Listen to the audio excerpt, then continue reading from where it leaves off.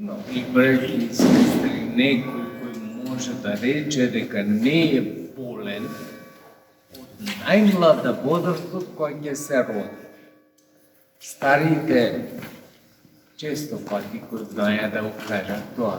Смртта е поблиску од пазување. Тоа значи дека смртта ние не наследуваме од денот на раѓање, а тоа значи болест. Некој ќе го снајде порано, од детски години, некој го снајде од вечна возраст, некој го старост.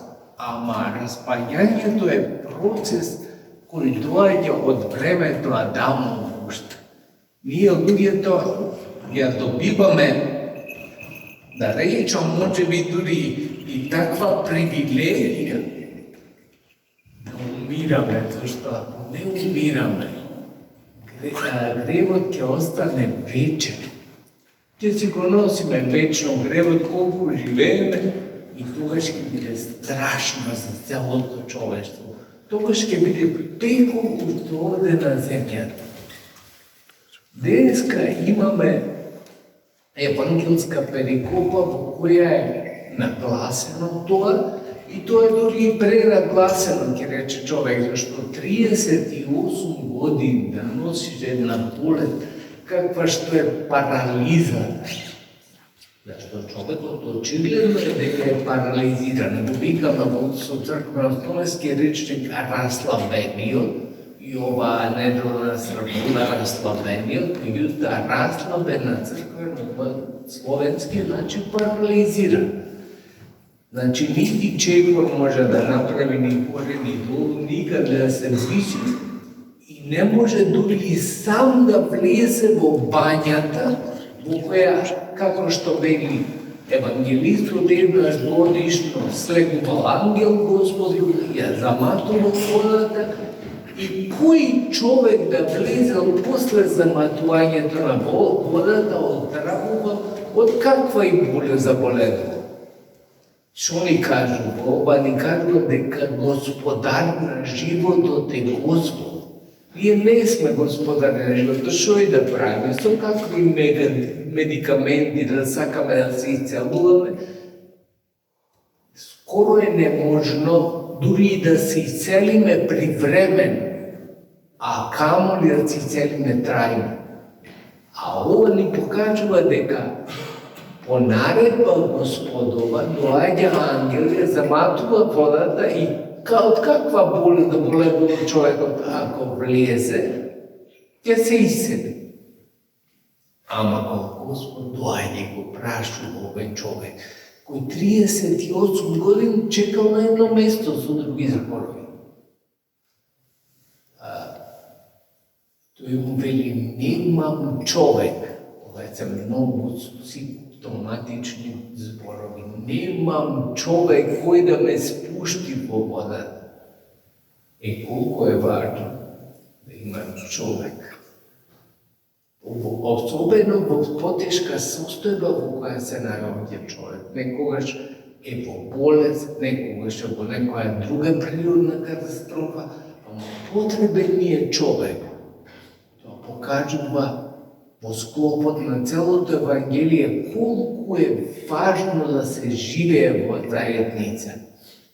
Човекот ни е неопходен, одговор на сите дилеми кои ги имаме кон братот свој, кон ближниот свој, и да се караме. Тоа се вика екстремно и да се тепаме. Потребен ни е тој ближен не заради да ги задоволиме собствените суети, туку затоа што осмислен е животот човеков да се живее во заедница. Ние не можеме да живееме како индивидуи, како единки. Живее човек независно од сите, може привремено да сака да избегне буката, галамата, човек да се смири, да се проеди себе си, и тоа е добро.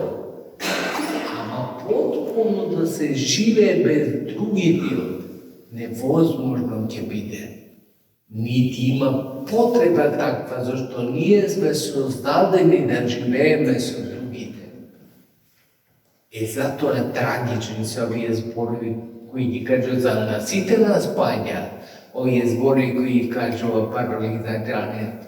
Немам човек да ме спусти во бањата. Ама правиме ли ние пат за да имаме човек? Си правиме ли ние живеење со другите, за да можеме после, можеме и со право да го кажеме тоа дека од другите зависи што немам човек. Најчесто ние сме виновни, браќи и сестри, што нема човек околу нас кога ни е потребен. Зашто во таквата ситуација се гледаме себе си, ама колку да сме мислиле дека сме надарени за нешто или способни за нешто, ако немаме човек, се не ја да падијала. Затоа е потребно за се, вели народот, како ќе си постелеш, така ќе си легнеш. Треба да, кога сме во состојба тоа да го правиме, да си постелиме добра постела. Тоа значи со сите да видиме во добри односи.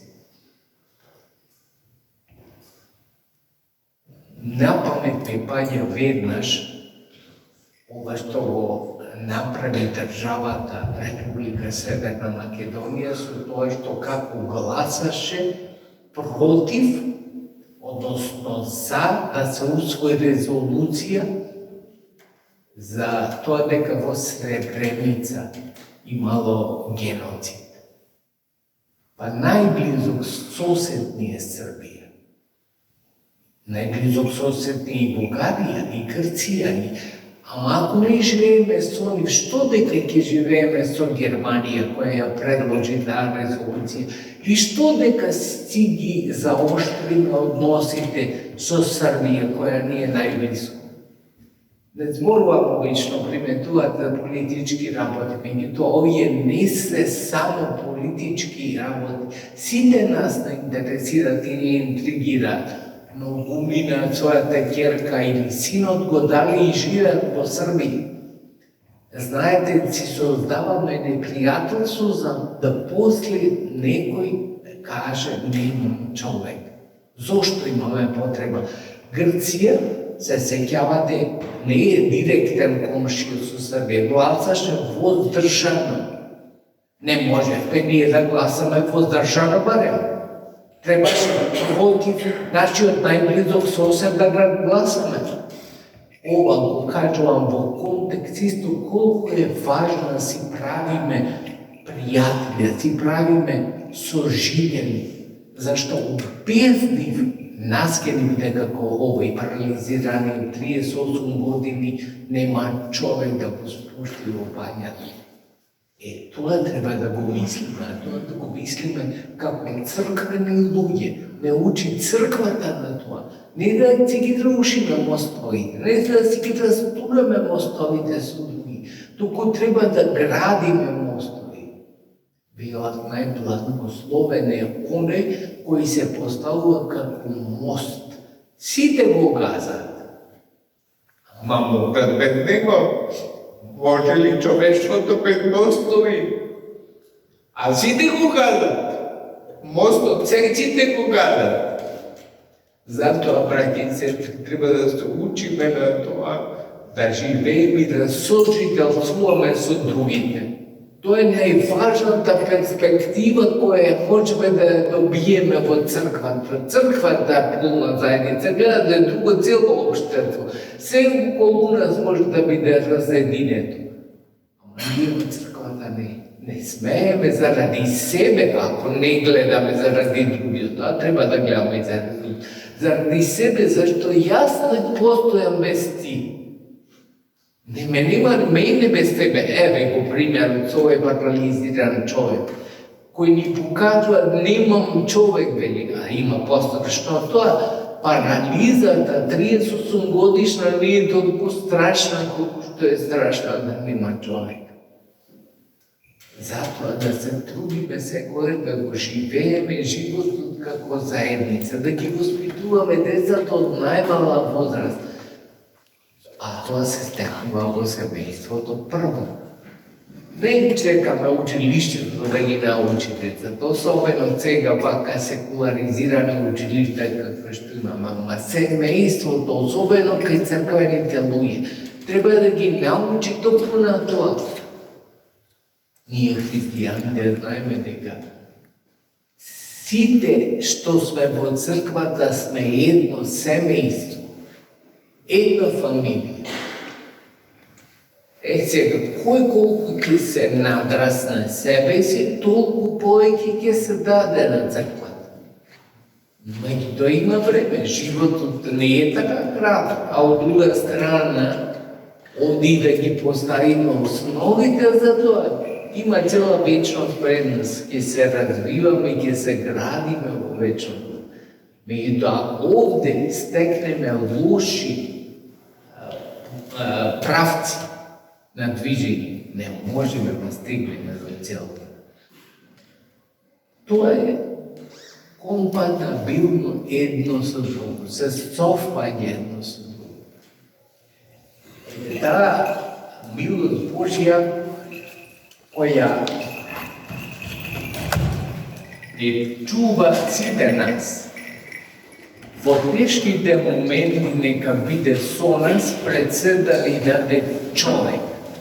Да имаме околу себе и со себе човек. Затоа што претходно и ние да се извежбаме да бидеме човек за другиот. Ние да бидеме исто подготвени да помогнеме кога му требаме на другиот. Очигледно дека си требаме сите едни на други. Милоста Божја да биде на вас, браќи и сестри. Нека ве чува, нека ве храни во сите дни на вашите очи.